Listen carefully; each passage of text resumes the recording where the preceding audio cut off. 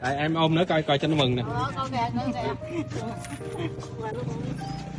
Đi một lần nữa là mất luôn. Thiến đi, bà xã kêu Thiến nó đi đỏ đúng chủ nó mừng nó hôn rồi ngồi em ngồi xuống nè. Ồ thấy không? Thấy thương không? Đúng chủ nó khác rồi. Tháng nè. Em mới có 1 tháng rồi. Tháng đúng luôn ha. Đi lâu rồi. Dạ, 1 tháng đúng luôn. Về Thiến nó đi, bà xã anh nói về Thiến nó đi. Dạ, chứ không đợt này em về anh Thiến. Tại em thấy có vết bớt chuỗi lông trên đây nè.